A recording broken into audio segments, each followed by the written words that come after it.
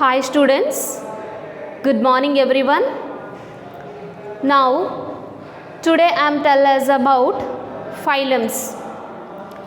Last క్లాస్లో మనం 10 phylums గురించి నేర్చుకోవడం జరిగింది. జువాలజీ సిలబస్ గురించి ఎక్స్ప్లెయిన్ చేసుకున్నాము. ఈరోజు క్లాస్లో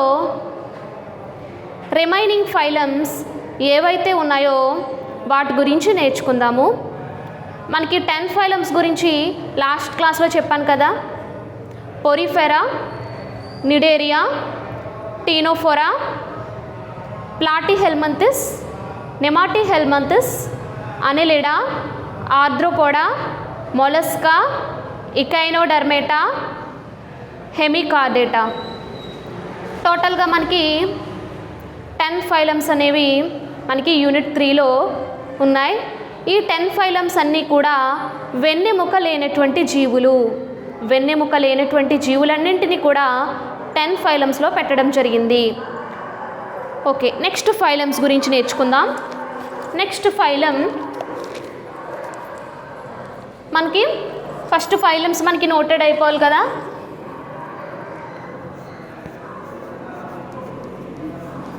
Porifera, Cnidaria, Ctenophora, ప్లాటిహెల్మంతిస్,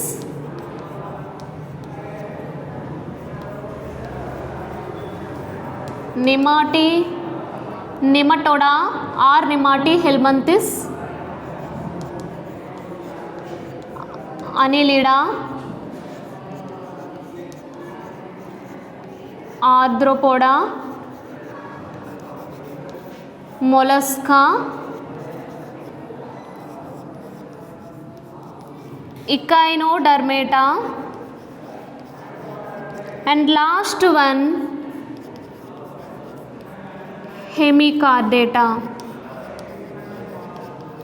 so last క్లాస్లో పోరిఫెరా గురించి, నిడేరియా గురించి చెప్పుకోవడం జరిగింది. Next phylum ctenophora.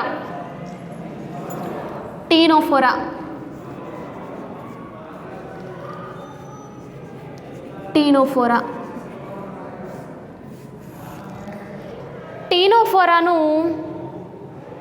2 sub classes, 2 ఉపవర్గాలుగా విభజించడం జరిగింది.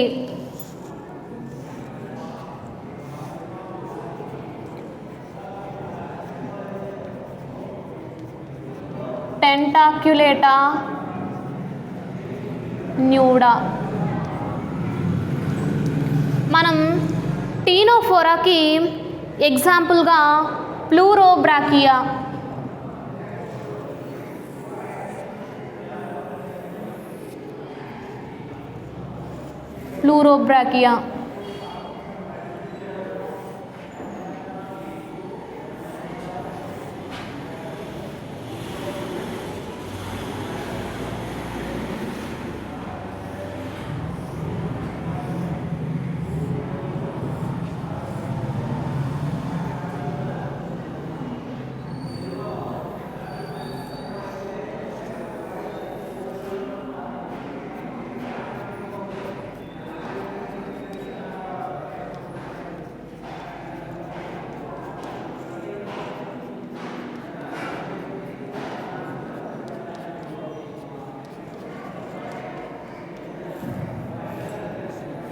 ఎగ్జాంపుల్, దీని యొక్క నేమ్ ప్లూరోబ్రాకియా.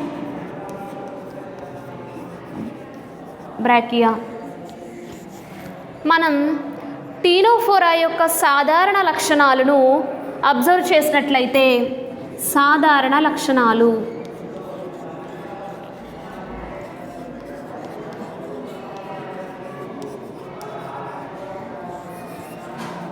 ఫస్ట్ వన్, టీనోఫోరా వర్గపు జీవులన్నీ కూడా సముద్ర జీవులు.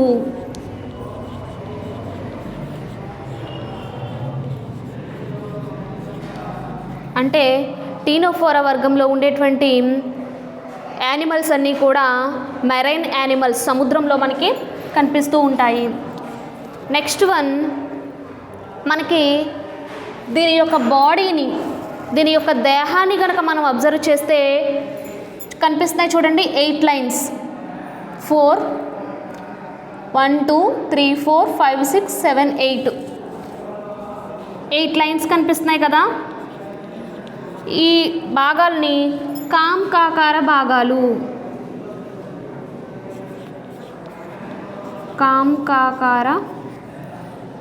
కాంకాకార భాగాలు అని అంటాము.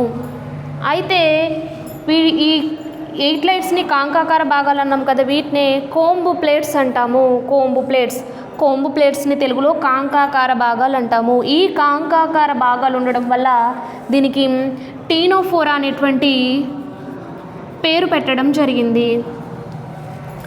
నెక్స్ట్ వన్,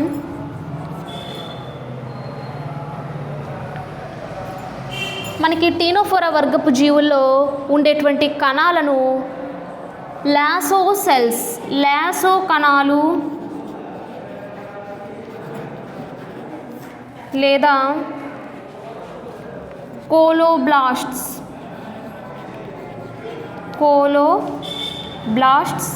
అంటారు. ఈ లాసో కణాలు, కోలోబ్లాస్ట్ కణాలు మనకి ఫుడ్ని క్యాప్చర్ చేయడానికి, ఆహారం తీసుకోవడంలో, ఆహార సంపాదనలో ఈ లాసో కణాలు, కోలోబ్లాస్ట్ కణాలు అనేవి ఉపయోగపడతాయి. 4th వన్, దీని యొక్క జీర్ణక్రియ మనం టీనోఫోరా వర్గపు జీవుల యొక్క జీర్ణక్రియను అబ్జర్వ్ చేసినట్లయితే మనకి ఎక్స్ట్రా సెల్యులార్, ఇంట్రాసెల్యులార్, కణబాహ్య,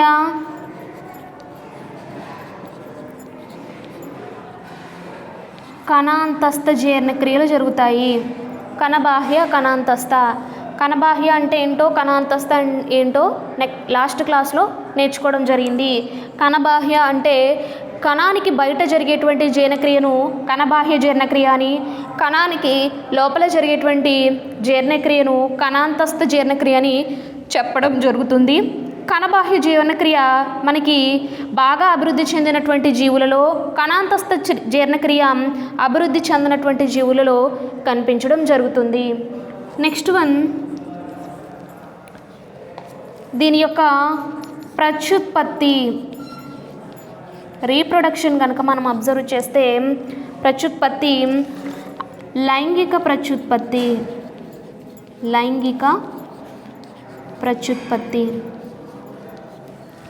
ప్రత్యుత్పత్తిలో మనకి ప్రత్యుత్పత్తి అనేది జరగడం జరుగుతుంది. నెక్స్ట్ వన్, దీని యొక్క జీవిత చరిత్ర లైఫ్ సైకిల్ జీవిత చరిత్రను కానీ అబ్జర్వ్ చేస్తే మనకి ప్రత్యుత్పత్తి జరిగి ఏ డింబకాలను ఏర్పరుస్తుందంటే సిడిపిడ్ అనేటువంటి డింబక దశ ఏర్పడడం జరుగుతుంది. అంటే ప్రత్యుత్పత్తి జరిగిన తర్వాత మనకి ఎగ్స్ కానీ లేకపోతే ఆ లార్వల్ ఫామ్స్ కింద ఫామ్ అవడం జరుగుతుంది. దాని యొక్క జీవిత చరిత్రలో సిడిపిడ్ అనేటువంటి డింబక దశ కనిపించడం జరుగుతుంది. మరలా టీనోఫోరాని టెంటాక్యులేటా, న్యూడా అనేటువంటి 2 ఉపవర్గాలుగా విభజించడం జరిగింది.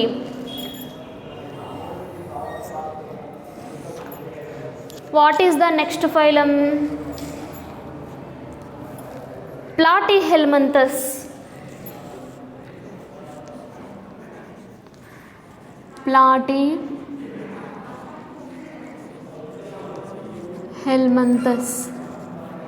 ప్లాటిహెల్మంతస్ని మరలా 3 ఉపవర్గాలుగా విభజించడం జరిగింది.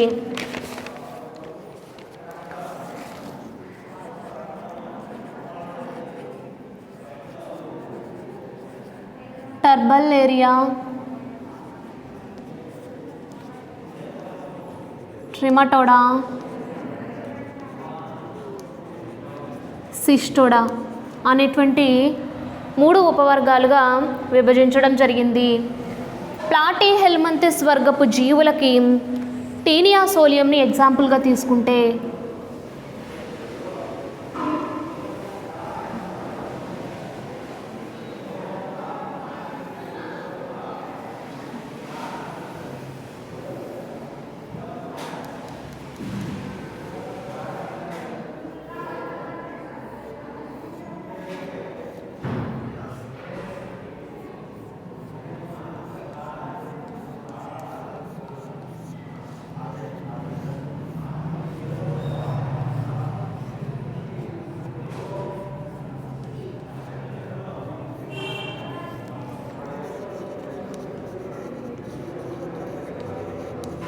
టీనియా సోలియం కనుక అబ్జర్వ్ చేసినట్లయితే దీని యొక్క సాధారణ లక్షణాలను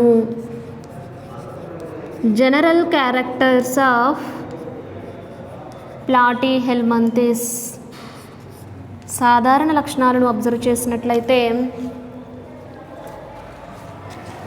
వీటి యొక్క దేహం పృష్ఠోదరంగా అణిగి ఉంటుంది కాబట్టి వీటిని ఫ్లాట్ వామ్స్ అంటాము. పృష్ఠోదరంగా అణిగి ఉంటుంది కాబట్టి దీన్ని ఫ్లాట్ వామ్స్ అంటాము. ఫ్లాట్ వామ్స్ పృష్ఠోదరం అంటే ఏంటో కూడా తెలియాలి కదా మనకి. ఏదైనా ఒక యానిమల్ని చూసుకుంటే ఫర్ ఎగ్జాంపుల్ ఒక ఫిష్ని తీసుకుందాం. ఫిష్ని కనుక తీసుకుంటే దీని యొక్క పై భాగం పృష్ఠ భాగం అవుతుంది, దీని యొక్క కింద భాగం ఉదర భాగం అవుతుంది. సో ఈ ప్లాటీహెల్మింథస్ వర్గపు జీవుల యొక్క దీని యొక్క పృష్ఠ భాగం మనకి ఫ్లాట్గా ఉంటుంది కాబట్టి వీటిని ఫ్లాట్ వామ్స్ బద్దె పురుగులు అనడం జరుగుతుంది. సెకండ్ వన్, ఇవన్నీ కూడా అంతర పరాన్నజీవులు.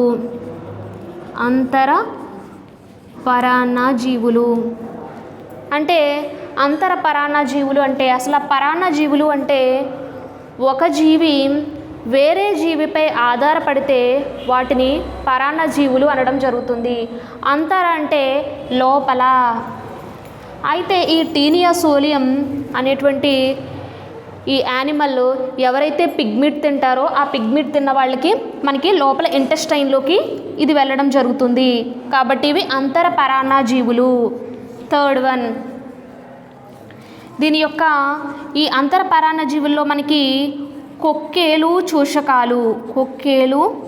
అండ్ చోషకాలు అనేవి కనిపించడం జరుగుతుంది.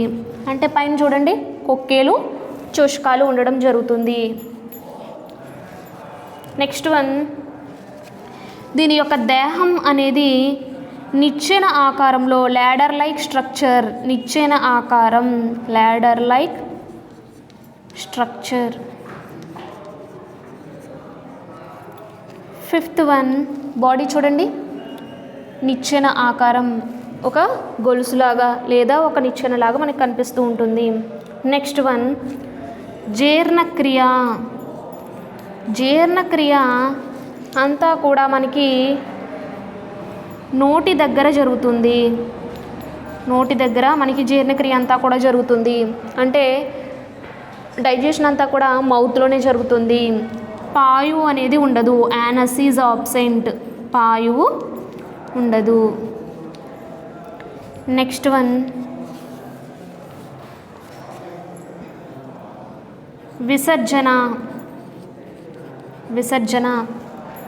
విసర్జన అంటే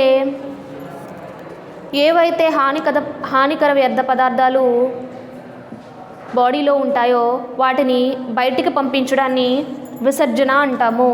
అయితే విసర్జనకు జ్వాలా కణాలు అనేవి ఉపయోగపడుతూ ఉంటాయి.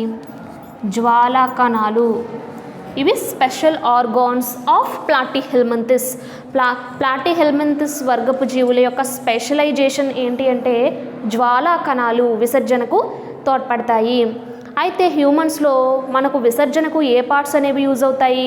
కిడ్నీస్, నెక్స్ట్ కాక్రోచ్కి అయితే మాల్ఫీజియన్ ట్యూబ్యూల్స్ అలాగా విసర్జనకు ఉపయోగపడతాయి.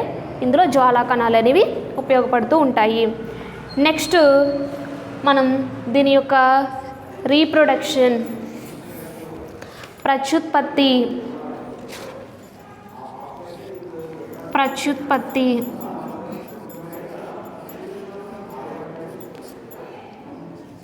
లోపల జరుగుతుంది. అంటే ఇంటర్నల్, లోపల జరుగుతుంది. ఇంటర్నల్ లోపల మనకి ప్రత్యుత్పత్తి అనేది జరుగుతుంది. నెక్స్ట్ వన్, దీనిని మూడు ఉపవర్గాలుగా విభజించడం జరిగింది. Turbellaria, Trematoda and Cestoda. Next phylum, what is the next phylum? నిమటోడా.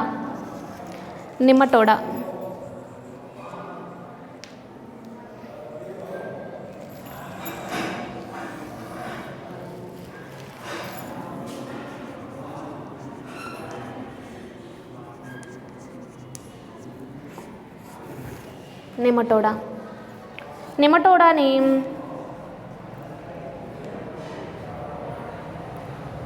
మరలా 2 ఉపవర్గాలుగా విభజించడం జరిగింది. అవి ఫాస్మీడియా, ఎఫాస్మీడియా అనేటువంటి 2 ఉపవర్గాలుగా వర్గీకరించడం జరిగింది. అయితే మనం నెమటోడాకి ఎగ్జాంపుల్గా ఆస్కారిస్ అనేటువంటి జీవులను తీసుకుంటే, ఆస్కారిస్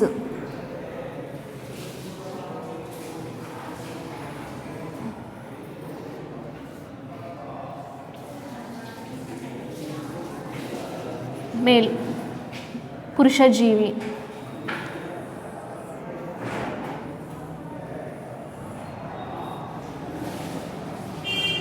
ఫీమేల్, స్త్రీజీవి.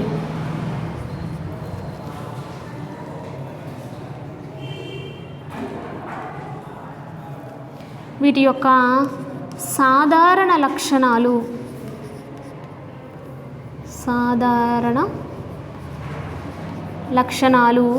అబ్జర్వ్ చేసినట్లయితే, ఫస్ట్ వన్, మనం వీటిని కట్ చేసినప్పుడు, నెమటోడా వర్గపు జీవులను కట్ చేసినప్పుడు, అంటే ఏదైనా ఒక యానిమల్ని తీసుకుని, ఫర్ ఎగ్జాంపుల్ దీన్నే తీసుకున్నాం, దీన్ని అడ్డుకోత, నిలువుకోత. అంటే నిలువుకోత అంటే అడ్డుకోత అంటే అడ్డంగా కోయడం, నిలువుకోత అంటే నిలువుగా కోయడం. దీనిని అడ్డంగా కట్ చేసినప్పుడు అది గుండ్రంగా, అంటే దీని యొక్క బాడీ గుండ్రంగా కనిపిస్తుంది. కాబట్టి వీటిని గుండ్రటి పురుగులు, అంటే సర్క్యులర్ బాడీ, గుండ్రటి పురుగులు అని పిలవడం జరుగుతుంది. పురుగులు. సెకండ్ వన్,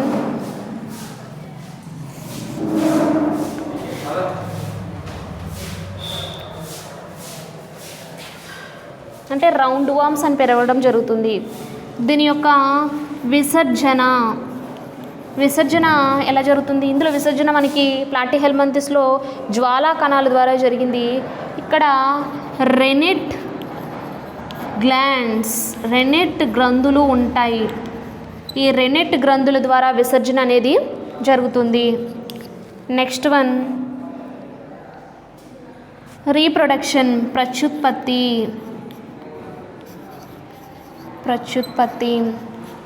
అంటే అంతరఫలదీకరణం లోపల జరుగుతుంది. అంతరఫలదీకరణం ఇది కూడా మనకి ఇక్కడ కూడా ప్లాటిహెల్మంతిస్లో ఇంటర్నల్ రీప్రొడక్షన్, అంతరఫలదీకరణం జరుగుతుంది.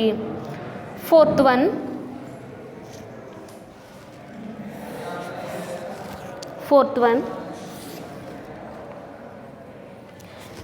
ఇవి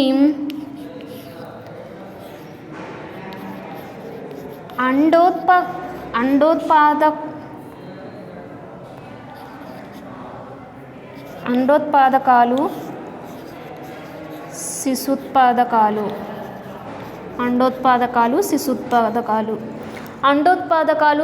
శిశుత్పాదకాలు అంటే ఏవైతే ఎగ్స్ని పెడతాయో వాటిని అండోత్పాదకాలని, డైరెక్ట్గా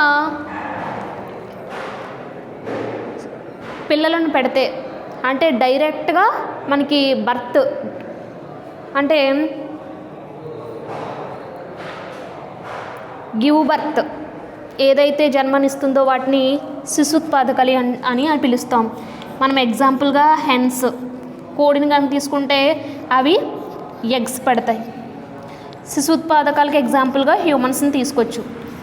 హ్యూమన్స్లో ఫీమేల్స్ని మనం తీసుకోవచ్చు. నెక్స్ట్ వన్, దీని యొక్క నెమటోడాను 2 ఉపవర్గాలుగా విభజించడం జరిగింది, Phasmidia, Aphasmidia. Next phylum, what is the next phylum? Nematoda. Nematoda, Annelida. Next phylum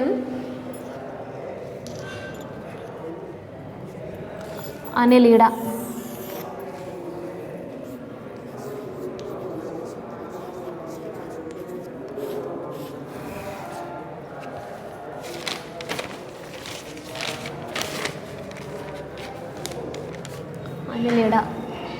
అనెలిడాని మరలా 2 ఉపవర్గాలుగా విభజించడం జరిగింది, 3 ఉపవర్గాలుగా విభజించడం జరిగింది. అవే పాలికీట, 2 ఒలిగోకీట, 3 హైరూడినియా.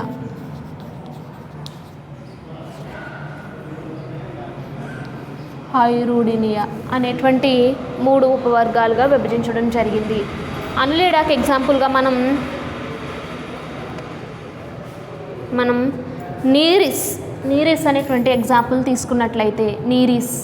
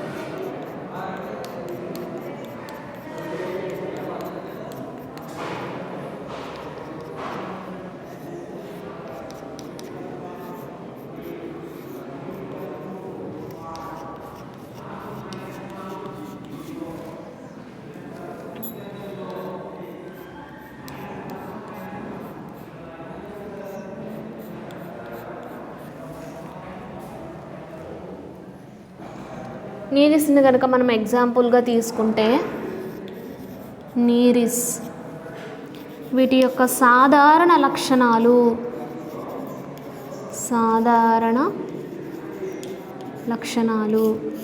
అబ్జర్వ్ చేసినట్లయితే ఇవి మనకి వాటర్లోనూ నివసిస్తాయి, సాయిల్లోనూ కనిపిస్తాయి. And land in water, on land in water అంటే సాయిల్లోనూ ఎక్కువగా మనకి వాటర్లోనూ కనిపిస్తూ ఉంటాయి, భూమి మీద కూడా మనకి నివసిస్తూ ఉంటాయి. సెకండ్ వన్, దీని యొక్క బాడీని కనుక మనం అబ్జర్వ్ చేసినట్లయితే, దీని యొక్క బాడీ మనం సిగ్మెంటెడ్, ఇలా సిగ్మెంట్స్ ఖండితాలుగా ఉంటుంది, ఖండితాల వలె ఉంటుంది.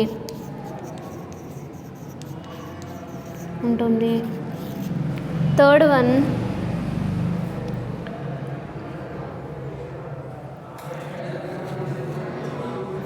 దీని యొక్క శ్వాసక్రియ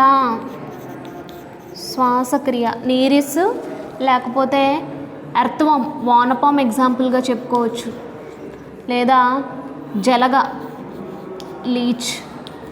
లీచ్ యొక్క సైంటిఫిక్ నేమ్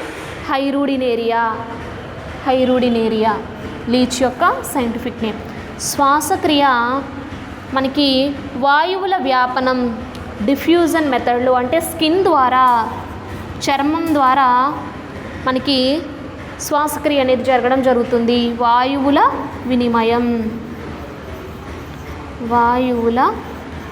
వినిమయం స్కిన్ ద్వారా మనకి డిఫ్యూజన్ మెథడ్లో మనకి జరగడం జరుగుతుంది.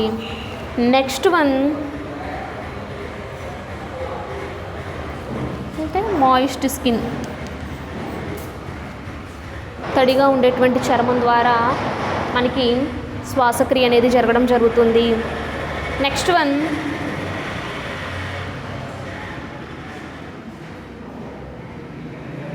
సో ఇవన్నీ కూడా సాధారణ లక్షణాలు.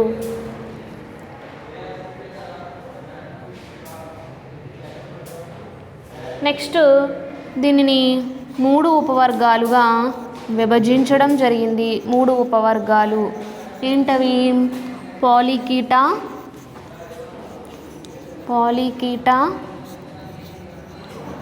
ఒలిగోకీటా అండ్ హైరూడినేరియా.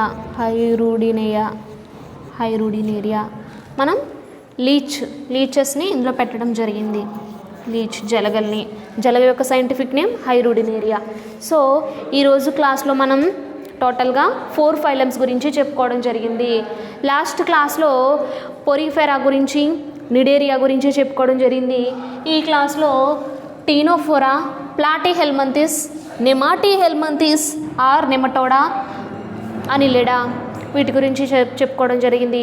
నెక్స్ట్ క్లాస్లో ఆర్థ్రోపోడా, మొలస్కా, ఇకైనోడర్మేటా, హెమిట్ కార్డేటా గురించి నెక్స్ట్ క్లాస్లో చెప్పుకుందాము.